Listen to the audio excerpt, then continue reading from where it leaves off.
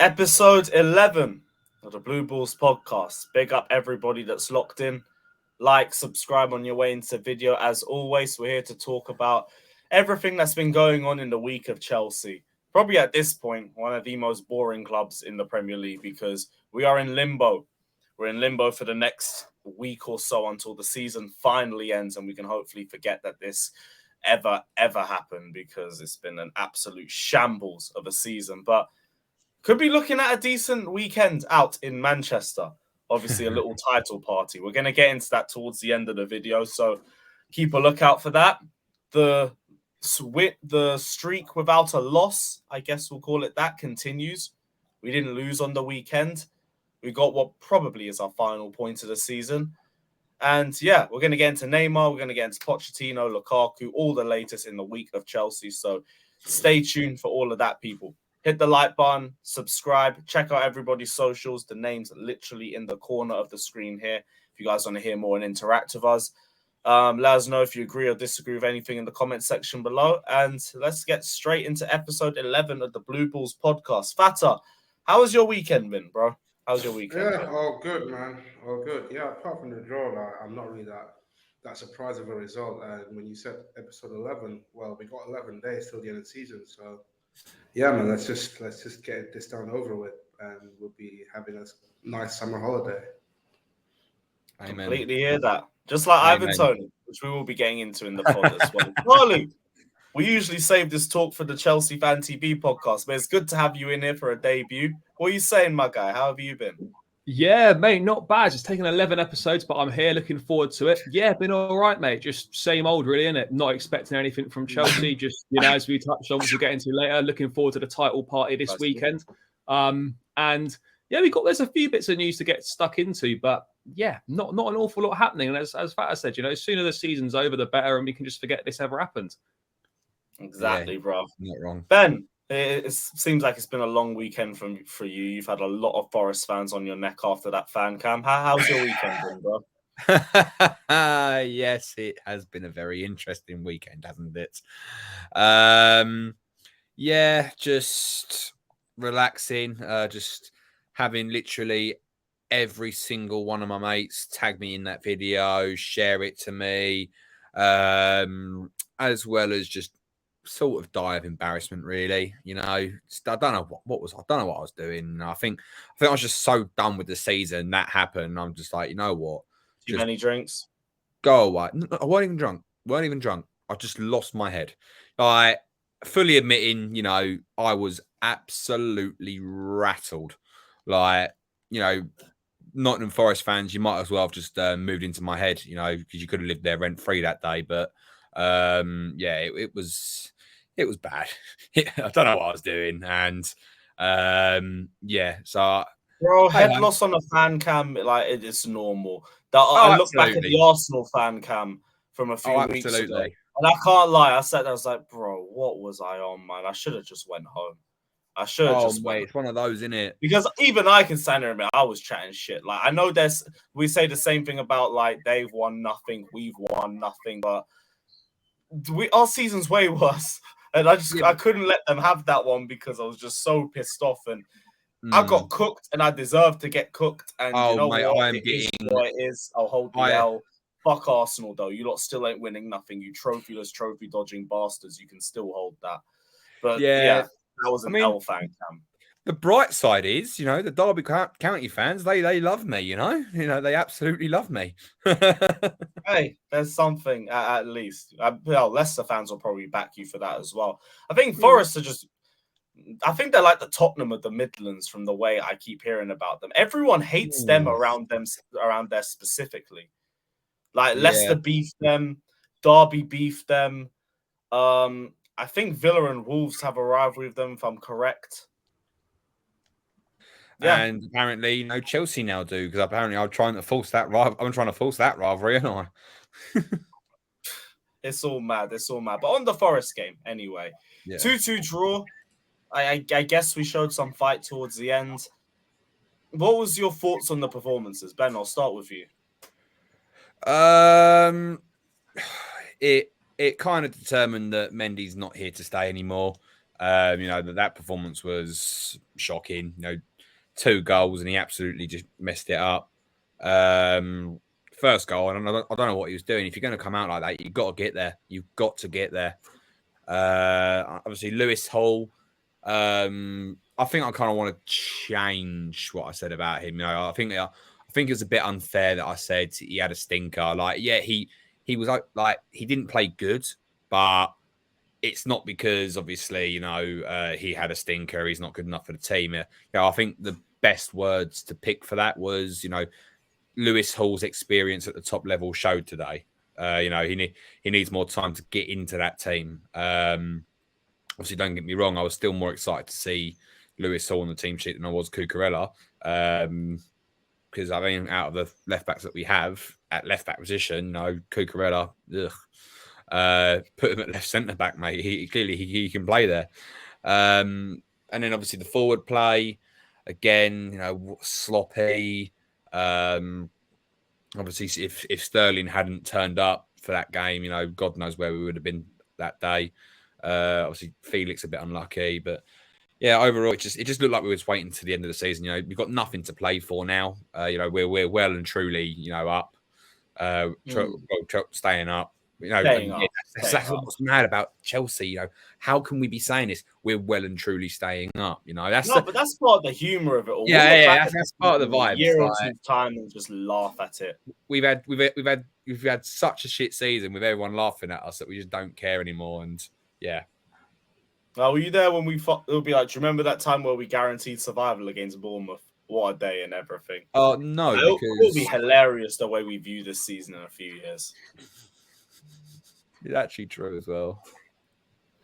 Charlie, though, on the Bournemouth game, on Sterling specifically, I know it wasn't great in the first half and everything, but it is 2 goals and an assist in the last 2 games. Do you feel like maybe you could turn things around at Chelsea? Well, I hope so. That's what we paid the money for, isn't it? We've seen that Sterling can do it. Obviously, it was in a completely different setup with City. You're going to score a lot more goals. You're going to get a lot more chances, and you're playing with a lot better players. And when City are winning 3s and 4s every week, if you miss a few chances and you don't score, it don't really matter because you've won, so no one takes any notice of it. Whereas at Chelsea, you do that, and it gets highlighted because those are the only chances we get, and it costs you the game potentially. But we've seen that he's got it in his locker, 2 decent goals. The second one particularly where he cuts in and bends it into the far corner. A decent finish, fair play to him. He's not been good this season. He's been booed by the fans on a number of occasions. But he's shown what he can do. And now that he's kind of set that standard, we need to see that on a sort of a weekly or at least a bi-weekly basis from him. Because you've shown what you can do. And you come down from City, you say you want to be the main man, you're on main man money at 300 odd K a week. You've got to be putting in that sort of performance level. So you'd hope he'd kick on, but I'd fully expect him on Saturday. He'll probably start, Sunday, he'll probably start at City and it'll be shit because that's kind of the consistency levels we've got from it at the moment. So hopefully, maybe next season we can start to see more of him on a more consistent basis. Maybe Pochettino can get more out of him. I don't really know, but it's like so many players. It's been so inconsistent. That's the problem. Just on a side note, because I just deeped it. We're going up to the Etihad and City are about to win the league on Sterling's head. Imagine how that must feel from his perspective, because he left there as well for more game time and everything. He probably regrets it. It's got more games. The thing is, the intention that after he left City last season, I think he said it himself, wasn't he? He wanted to win the Champions League with Thomas Tuchel. And I think what Man City did last year, they were getting rid of that pace and power player like Sterling and Jesus to get one player. That was Erling Haaland. Look, what are they in now? But look how peak it would be for Sterling now. If he leaves City, right, and he tried to win Champions League there, 3-4 seasons or whatever he was there, and then the one season he leaves, they win it. That would really put a spanner in the works. That's called my chant. Yeah. The Raheem Sterling chant I made. That's really going to put a work into it. The thing is, what's more mad is you got that, and then you've got the possibility that Lukaku could come back a Champions League winner in pre-season as well. So it's kind of all mad, isn't it? I mean, we can have the talk. He has been having a very good couple of weeks for Inter Milan. that was a good link up with Lautaro Martinez, and like we're hearing now, Matt Law's saying that they're going to pause talks until after the Champions League final, which means there has been talks. Oh, We need a striker. Like I will get I'll take into it a little Lautaro. bit later. We know the Toney situation. Huh. Lukaku coming back potentially. Has there been any changes of mind on the whole Lukaku situation? Well, other than Toney, which is what we're going to go into later, no, I still don't want him. I'd still rather have a striker. But, obviously, I read something, since the last recording we made. Obviously, Napoli's last game, Chelsea sent some scouts. And obviously, they weren't actually overly impressed with what they saw with Osimhen. Yeah, but here's the thing as well. Like, Osimhen's he's going to cost some craziness, like 150, 200 million. I don't think he's a realistic transfer anyway. So I get why we're looking at, but for that sort of money, you need somebody on Haaland's level, if we're being completely honest. All right, well, yeah, but there's not anyone. That's the problem. Yeah, in that case, I'm not asking anyone for Haaland's level. I'm saying for that price tag, that's what you should be expecting. For sure. But I think like on Lukaku thing, I think I'm a little bit more open to it than most, because you look at it and you think, like, let's be real, the striker market this summer is quite dry in terms of, like, literally you've got Ivan Toney, which we'll get onto, that's potentially off the table now. You're looking at Osimhen, Harry Kane, which I'm sure Chelsea might try, but that's going to be pretty difficult. And then you're thinking, well, who else is there? Vlahovic, Lautaro Martinez, Kolo Muani. Like, I think for Chelsea, like if Lukaku, it all depends on if Lukaku's open for it. But like, there's already a kind of an in-house solution to potentially to the problem. And I'm not saying he has to be the main man or whatever, but he could certainly play a part and be a useful part of the squad potentially. I don't really know. Like, I'm not like dead against it. Like, absolutely, this can't happen, because he is something that we need. He does score goals. Right? Yeah, at Chelsea last time out, it didn't really work out. But I don't know. There's just something that I feel that he could be useful to us. And with the striker market not great, and there are not that many decent options out there, like, we could maybe do a lot worse and save a few $100 million, invest that properly into midfield and a goalkeeper, and maybe get a cheaper striker or something. I don't know. That's the thing, because like there's only a couple of players that we have been linked with, and Osimhen's too much. Toney, as we all know, he's been banned for 8 months now.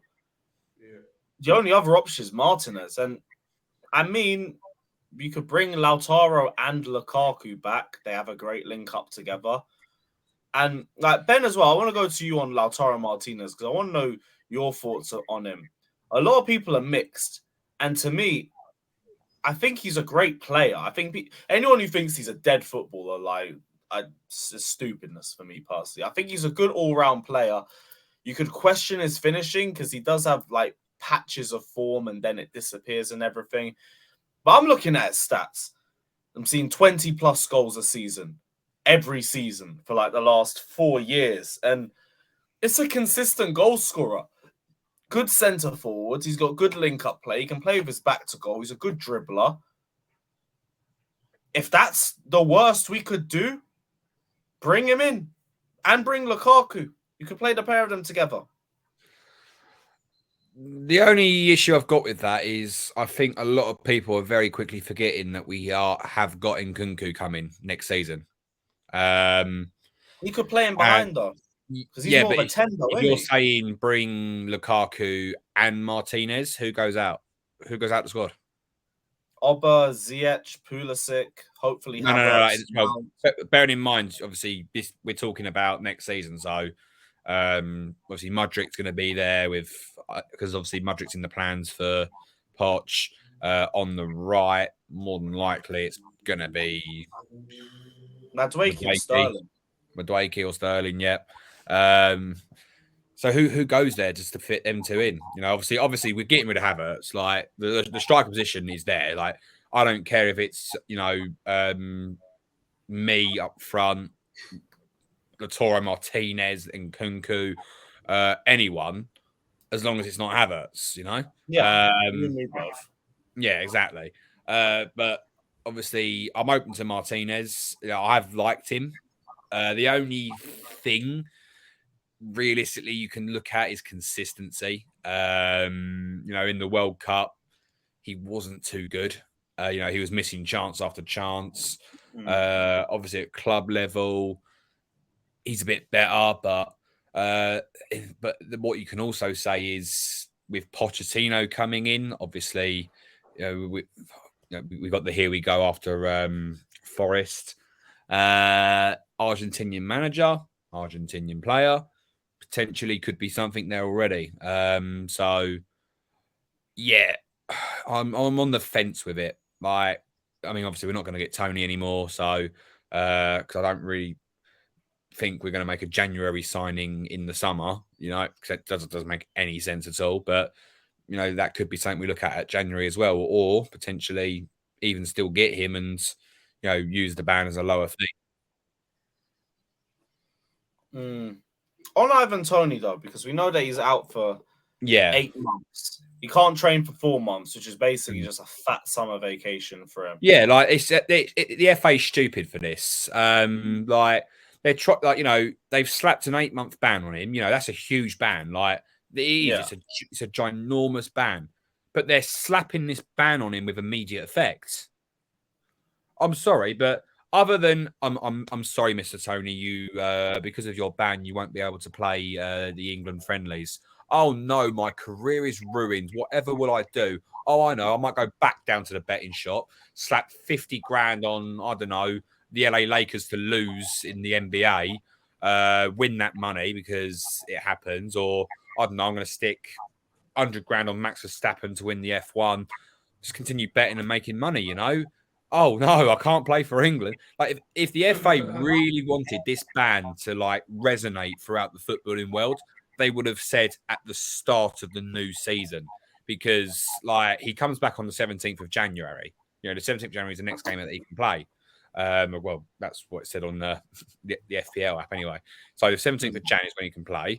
But 8 months, and we're now going into a season where there's no games in June, no games in July. Well, bar the FA Cup final, which Brentford aren't obviously in. But we've got July, no football. So June, no football. July, no football. August, Does that mean you can't play pre-season games? Yeah, he can't. He's not allowed back into the Brentford training ground until the 14th of September. That's mad, though, isn't it? You're basically being treated like a criminal. Like, you can't even turn up to his place of work. He did break numerous rules. No, yeah, for sure. But do you not think it's a little bit harsh though? Like, that he can't even go and train. Like, all right, by all means, don't go and play. But was it harsh? I don't know. I just think it's a bit much. They've put the ban on. It was like 200. He weren't training anyway. Sorry, yeah, to be fair, he's only got 2 games left anyway, and there's a load of time off in the summer anyway. So I suppose it's the training bit. It's worked out well for him. He's only missing about 4 or 5 months of football. Are you surprised it's not been it's not been backdated though, in terms of started it from the start of the season? From the start of the season, because they've been investigating this for fucking ages. Yeah, usually they're very harsh on betting fines. I think Joey Barton or someone got a 4-month fine. Didn't Trippier get a 2-3 month I think it was Sturridge. I think it was Sturridge. Sturridge as well had a problem, yeah. Yeah, and they had big fines for a couple violations. This brother had over 200. Yeah, so he's definitely got away with it. He could. I was thinking initially you might not see him for 2 years. Yeah, but even then, but then we go back to the time of the punishment. Why would you do it with immediate effect? It basically is just a 5-month ban. It's not. It's just a 5-month ban advertised as an 8-month ban. It's like when you go to. It's like when you go to Thailand. You meet this beautiful woman. You talk to her all night. You go back and lo and behold, you've got 2 matching swords and 4 matching balls. It's a waste of your time. It's a complete waste of your time. Misadvertised. You're fuming. She's fuming. Father, would you still sign him? I guess I know. Father, would you still sign Toney? For me, I'm just concerned on how the formation, because I feel like at the moment we need a striker that can fall deep for a defensive contribution, and Toney and Martinez are probably 2 strikers out there that would be perfect But it also depends as well. Let's say if Enzo push forward, then Osherman could come into play as well.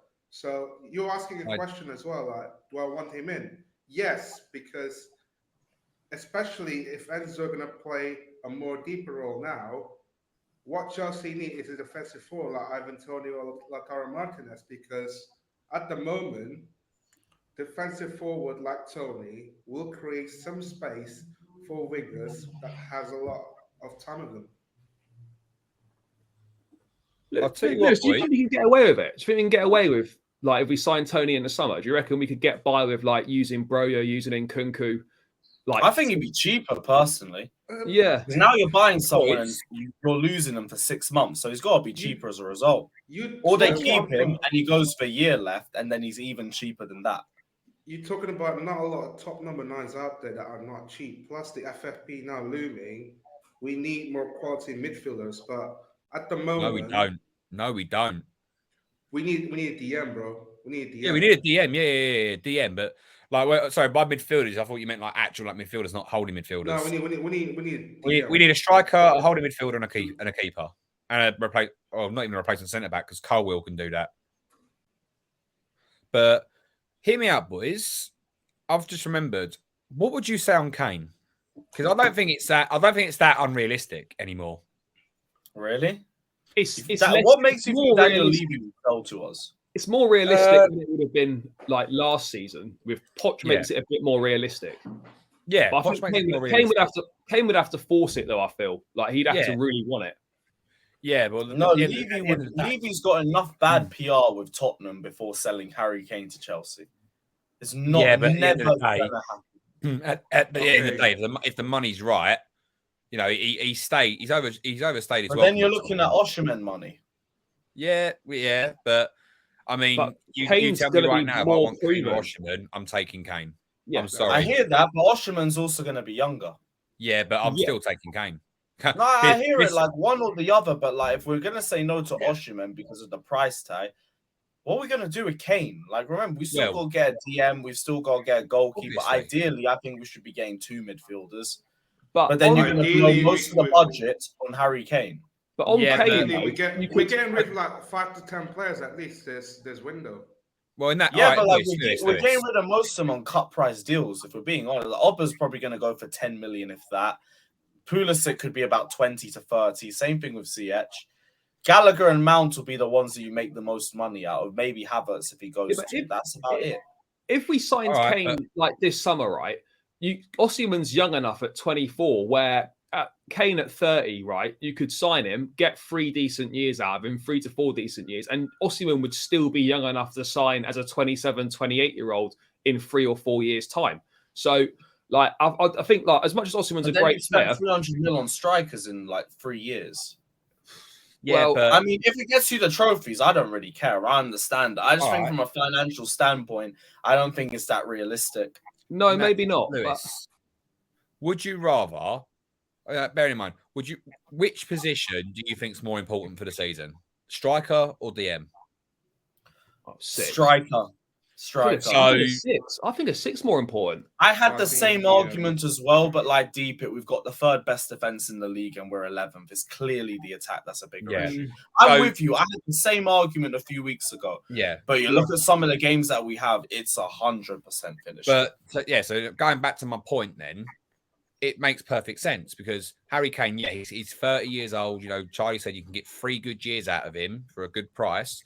Harry Kane is literally, a Premier League proven striker who is literally, and the only reason he's lost the Golden Boot this year is because, you know, Man City have just decided to buy an outright Terminator up front who cannot stop scoring.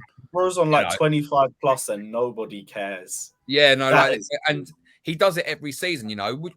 You tell me, Ben, would you rather a 30-year-old striker who's had 20 plus goals in the Premier League, well, consistently, or do you want, you know, a DM? You know, well, like you said, 3rd best defense in the league. We've actually held tight. It's just started attacking play. That thing. I will take Kane in a heartbeat. You know, and again, Poch makes more realistic. And you talk about, you know, bad PR. You know, with Levy selling Kane to Chelsea. if money talks, realistically, I reckon it's about 150, maybe. It'll be the biggest deal in the Premier League history. We'll be talking like sort of Neymar to PSG money, effectively. But I would do it. I still just think that I hear it. I would do it as well. I just think there is zero chance with Kane. Tottenham haven't. When was the last time Tottenham ever sold us anything? Good point. I think we it was sold, like we sold them. We tried with Modric, but they said yeah, no. we tried it. Like Levy literally, he took less money from Madrid the year after just to make sure he never went to Chelsea. Like Levy and Enoch stocks are at an all-time low with the Tottenham fan base. They're planning protests. They're planning all sorts. Now imagine yourself Harry Kane to Chelsea, their all-time top goal scorer. Bro, imagine rocking up to Tottenham. Imagine rocking up to Spurs away next season with Pochettino and Harry Kane in a Chelsea shirt. You know what? Might as well get fun as well. That'll be a rough away day, bruv. Yeah. You can't walk down Seven Sisters Road by yourself. That's long. That is long. I wish we could get Kane. I really would. But like the only way we do that is if he runs down his contract, he goes on a free and he does a soul. What is he? 2 years left this summer? No, I think it's a year left. It's a year. So he'd be. I reckon he'd be at absolute max. He'd be 100 with a year left. He wouldn't be able for other clubs, not us and not Arsenal. Thing is, I think we get different treatment. They will not sell to us. Let me check. When was the last player? Who was the last player we bought from Tottenham? Question: is he allergic to win trophies though? Because I just can't see like he's staying there for much longer. There's no way he can sustain his career without any trophies. No, he can't. Because you've got all them goals that are basically mean fuck all. They've like those goals have contributed to nothing. Let me see. So players who played for Chelsea and Spurs. We've got Gallas. Yeah, I'm looking at the same thing. No, but directly. Yeah, direct move. Oh, I don't think there's any. Ideally, Tottenham to Chelsea. That's what I'm looking for. I don't reckon there's any we've signed from Spurs. I think it was like the 80s or 90s. I remember the only recent one we've had 1977 is one I've seen. The only recent one we had was that Soon Sup Bell from the academy that went to Tottenham, but that's not first team. That's like academy football. That's academy. So it's a little bit different. I don't know. I just think it doesn't happen anywhere unless he goes on a free. Our most realistic option is probably Lautaro Martinez. Yeah. And I don't mind bringing him in. I'm fine with that. Even if it's by himself or if it comes with Lukaku, either or, I think Lautaro Martinez would be a good addition for us. Question: what happens if here we go. 1985, I believe. 1985. See, Roman weren't even in charge, so it wasn't a Levy Roman thing. Yeah. It's Terry for Naples, isn't it? Yeah. That's my. Oh no, sorry, Gus Poyet. Legit question. Oh. Like if Gus Poyet. Sorry, but if Enzo play more of a forward role now, like, are we going to bring Osimhen or Martinez? Or if he plays an attacking mid. Number 8. Who? Okay, so it's a box to box. Osimhen or Martinez. I don't think it would change anything in terms of where Enzo would play. Playing further forward, like Osimhen might be playing more off the shoulder. Lautaro would be likely to drop in deep a bit more. Who do you think Nkunku would play better off though? Because obviously Nkunku's going to play off this striker. So who do you reckon he plays? Who do you reckon Nkunku would play better off Osimhen than he would play off Martinez? Yeah. Martinez is more like second striker. Like he's another one where it's like he's everything you want Kai Havertz to be or Felix. No, he's just stronger. No. He's better on the ball, better finisher. Probably gets some more assists. In other words, Lautaro Martinez is Havertz if he's good. Basically, okay. He's the idea. Okay. Well, a much better finisher, but I think Osimhen would be a bit better with him. I don't think either would fail though. I think the biggest question with Martinez is I haven't really seen him play as a 1. I've only seen him play with 2 up top. So maybe it would just be Nkunku and Martinez up top. Maybe I don't know. That's a thing for Pochettino. I mean, if Poch wants Martinez, I'm on board with it. Then we just got to give him what he wants and trust him. Innit? We're not in a position to be criticising signings with how shit we've been. We Yeah. could be doing a lot worse than Lautaro Martinez. Yeah, for Oh, sure. absolutely. Much, much worse. I mean, look at what we have as a first. But what other stuff was there? Neymar? We spoke about Lukaku, we spoke about Neymar? Ivan Toney and everything. Neymar, yes. Apparently, we are the only realistic club that is kind of in for Neymar right now. I can't get the direct quote up. Give me a little sec, actually. Where is it? Despite the fact that PSG would be willing to get rid of Neymar at a very affordable price, only Chelsea could be a minimally real option for the attacker.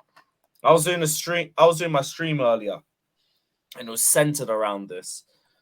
A lot of people are against the move, and to me, it's like as long as it's financially favorable for us, Neymar has to take a pay cut straight up. Like he has to half as a minimum because he's on 600K a week. But with PSG apparently willing to sell at an affordable price, if he wants to join Chelsea and is financially possible, and we can still focus on getting a striker, a goalkeeper, and a DM, why would I be against this? I don't understand it at all. Like As a Neymar business, would transform our attack the same way Kane transforms our midfield. Yeah. Go on, As a business perspective, I can see the idea, and I think it's a good move, business wise, because if you're going to get Neymar at a cut rate price, then naturally the shirt sales for Neymar, who's a worldwide icon, it's going to bring money in. If anything, it's a more profitable move until you talk about wages. But as a player himself, there's just something about him. And I don't think we need another winger. I think it's unfair on Mudryk because immediately, Neymar goes on the left, Mudryk is on the bench for pretty much the whole season. And he's our future prospect.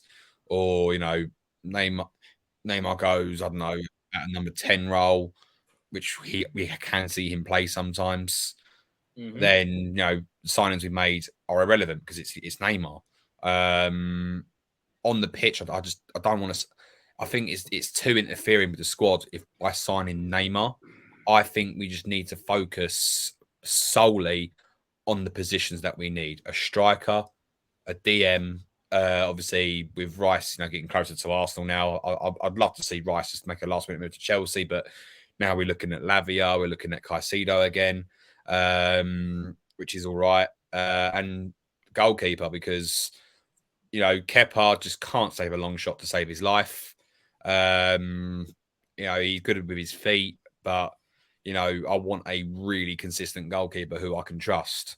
Someone like Emi Martinez. I know he had a really low save percentage, but he's still a very quality keeper. He's a World Cup winning keeper. He can pull off huge saves when you need him. My idea of the keeper is someone who is the reliable. Someone that can save a shot. And Martinez to me is that man. Or Bunu from Sevilla is another one I quite like a lot. I would rather focus on what we need as opposed to just getting a big name in. But from a business perspective, I can see it because it's money making. And if you don't see it work on the pitch, maybe Neymar, bro. If it was a one season thing, maybe. But if we're signing Neymar, obviously he's going to be here for more than one season. And like I said, that guy walks into England and becomes one of the best forwards on the country. Well, I get that. But we have the worst attack in 99 years. Yeah, but what we don't.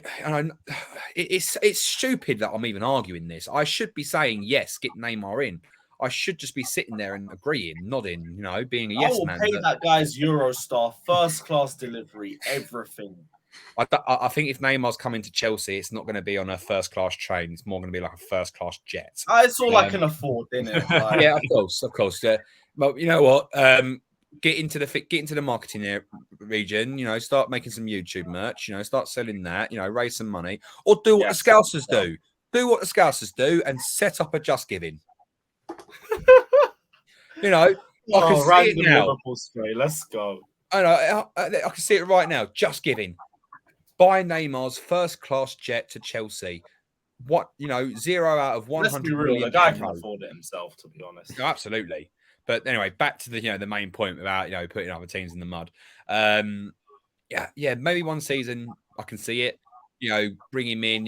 Have Mudryk. Sort of watch under him. Yeah, I can see that. But long term, maybe like 2-3 years, I still think it's unfair. Because then we waste. It turns out to be a bigger waste of money. Because if we're buying Neymar, Mudryk, who we spent £88 million on, is going to be on the bench, or one of the players that we've invested in Nkunku or Toro, depending on who we go for, that becomes irrelevant. Or if Neymar, God forbid, somehow plays on the right. If Neymar's playing at Neymar level, we're competing for the best trophies with him. Yeah, is that not better for the team as a whole? I think we can. My argument, like, if we get everything correct, right? Yeah. If we get the clear out sorted, we get our goalkeeper, our DM, our striker. We play one game a week. We have Neymar, and things are clicking on the pitch. One game a week.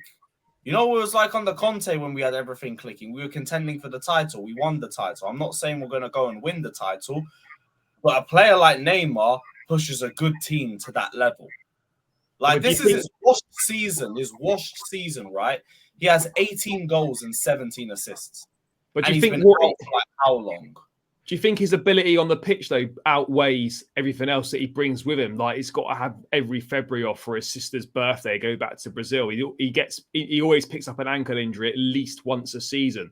Like, there's no doubt in that. He's technically gifted. He's one of the best players of his generation. He's a phenomenal footballer. But I just look at it, and like Ben said, it's weird to be arguing against Neymar to Chelsea or not being fully on board with it. But at the same time, you look at what Bowley and co are trying to do, what they're building, and signing Neymar goes against everything they're trying to do. It goes against signing young talent in Europe and developing these players into potentially some of the best players in world football. Like, signing Neymar kind of just almost as a complete 180 on the project that you're trying to instill. When I get, like, for certain players, you can make exceptions. And like we discussed the other day, Lewis, like, you can get away with having one kind of superstar player that doesn't do the hard yards, doesn't do the tracking back, as long as everyone else does it. This is why PSG don't get away with it, because they've got 3 guys at the top under the pitch that contribute nothing coming backwards. But I don't know, it's a difficult one, because Neymar as a footballer is outstanding. But then at the same time, like, does he benefit the team? Like, is he going to be enough of a difference maker at this stage in his career, coming to the Premier League? Like, can he be the guy that transitions Chelsea from where we are to challenging back for the big trophies again? It's a difficult conundrum, because, like, it feels weird sort of saying that, like, is he good enough? Would I have him at Chelsea? But the reality is, like, we're either going down one path or we're not. We're either doing this. Don't you feel like we need some experience, though? Like, I get what you're saying with youth and everything, but youth only takes you so far. You need experience. Yeah, but at the same time as well, like, you've got to be skeptical about the entitled players that have no room of developing, but destroy the dressing room. Say that again, bro. I didn't catch the end of that. No. I was saying that I'm kind of a bit skeptical about entitled players that have no room of developing, but destroying the dressing room once there's the reason not to use them. I think it's the same issue what I've seen with Sadio Mane going to Bayern Munich. It wouldn't be a bad idea, considering how our team lacks of much needed creativity up front. That would make sense if he doesn't start, but like Neymar, we all agree Neymar walks into our starting 11. Yeah, that's why I said it's unfair on like some Mudryk and that. No, but like, it's good competition. Yeah, it's good competition. It's good experienced players to learn from in training. You got to look at this from a Chelsea perspective, innit? Like, for me, I am. Mudryk and Madueke, they're here long term. They're here for like 7 to 8 years. Mudryk is like 21 years old right now. He has time to develop and grow at his own speed. Look at Phil Foden, for example. Phil Foden's never a consistent starter. That guy is in and out of the squad, but no one talks about, it's stunting his development or anything. No, because he's a baller. He still grows in his own time away from the pitch. He has more experience. He comes back and he's a better player as a result of that. And he has even more game time, more rotation as a result. I guess you could argue that, like, you need strength in depth, but you also need quality in depth as well. So whilst I kind of get the point that, I do believe what Ben's saying as well, that, it could potentially limit the amount of minutes that the younger players like your Mudriks, like your Madueke's, like can get to prosper and develop that they need. But then on the flip side of it, I can also see the fact that like if a Neymar comes in, think how much they could learn from a Neymar, like the young centre backs are learning from a Thiago Silva. I'm sure as a young attacker you could learn a lot from Neymar, but it just is that trade-off worth kind of everything else that Neymar brings, and that's kind of the situation you sort of find yourself in. That yes, he brings a lot of good, but yes, he also brings a lot of baggage with you. And does that baggage outweigh what he's going to bring? And look, there's no guarantees either that that he would come to the Premier League and he would light it up for us. We've seen so many times that Chelsea have bought high profile players in, and it's just gone flat on its arse. I hear it, but like the technical ability for sure. that player like Neymar has, I do not see how that fails. I know it's PTSD for a lot of people, and I understand that. We've had our fair share of flops. Fine.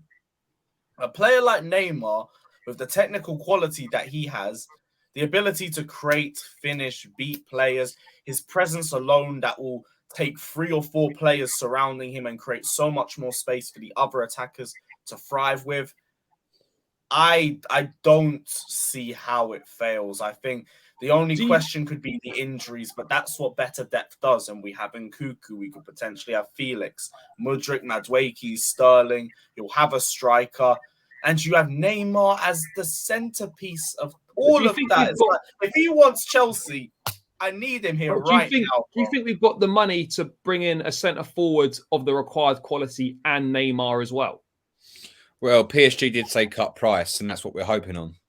It's an affordable fee. The biggest thing would be the wages. Like the one thing I will agree, price wages. He has to half those wages. Be our highest earner. Earn more than Sterling. Fine, I don't care.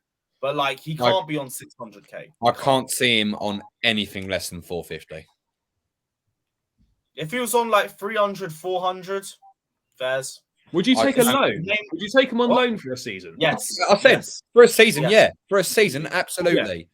Yeah. I said that about 5 minutes ago. In case you can't tell people, I am 100% on the Neymar train. I have not seen a world-class forward since Eden Hazard. And I'm seeing Neymar getting linked to my football club after watching the likes of Gallagher, Sterling, Havertz, Mount up top all season. Don't play with my feelings. I think if there's ever a perfect time to show that front three at Newcastle away, now's the best time. Just to remind us, Brozier, Gallagher, Mount. We went to City away in January and played Havertz, Mount, and Gallagher. The end of the Madrid second leg was Havertz, Mount, and Gallagher. Like we've seen Sterling up top, Mudryk and Pulisic. If Neymar wants to come to Chelsea and he wants to save this mess, please, I welcome you personally with open arms to Chelsea Football Club. It's about time that we had an actual quality forward step through these doors. Yeah. Would he sacrifice Champions League football, though? Here's the thing, though, because we're only out of it for a year. And we hope so, yeah. You do, Champions League football is about playing the best of best, but you also get to play some of the best in the Premier League. Yeah, you get for to sure. play like United, City, Arsenal, Liverpool.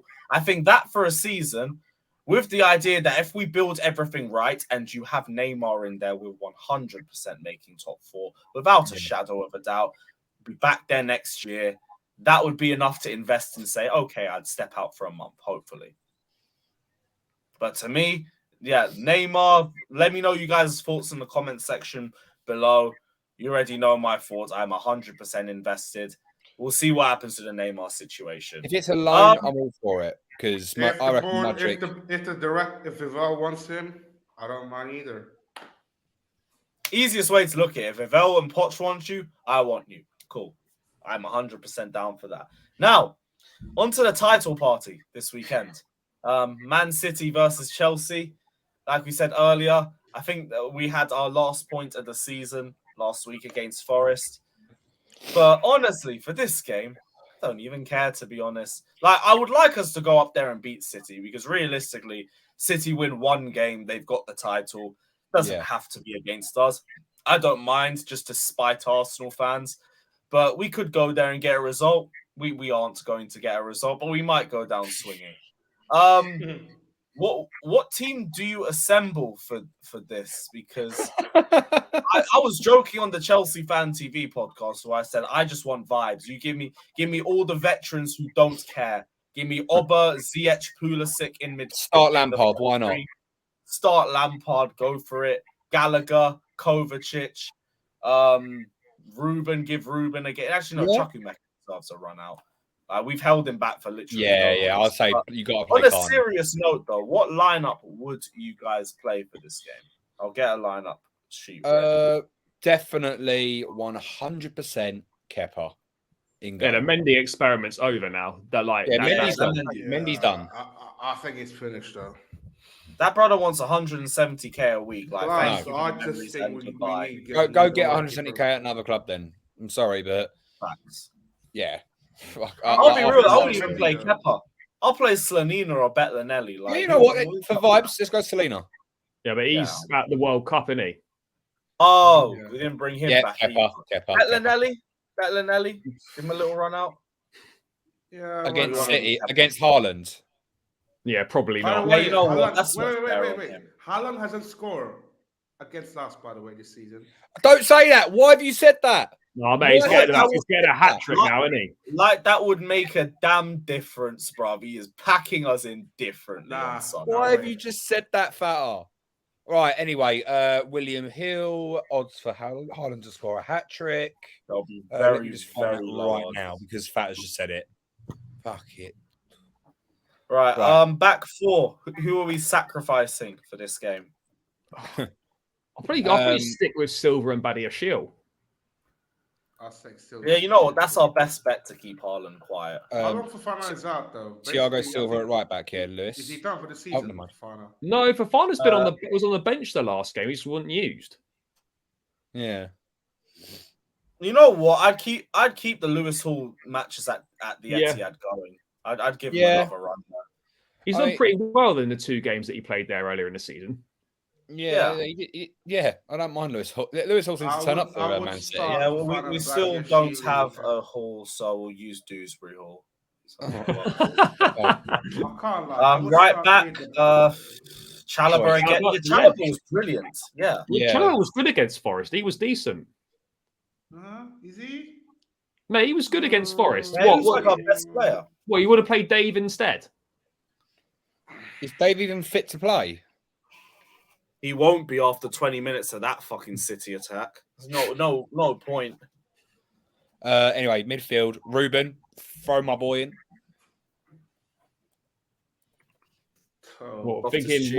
Ruben? I want to see Chukwuemeka get game time. We have to. If we've called him back from the World Cup and we're not going to play him, then it's an absolute joke. So I want to see Enzo as a playmaker, not deeper. Enzo, Ruben, and Chukwuemeka. Yeah, why not? Vibes. That midfield is all sorts of funny, but whatever. Absolute vibes. This is the most unserious thing we've done. We're getting cooked, bro. Imagine that midfield up against fucking Gundogan, Rodri, and Bernardo Silva. So no, end of season Gundogan. Yeah, that's even. Yeah, he's different. End of season City, bruv. No, end of the season Gundogan, bruv.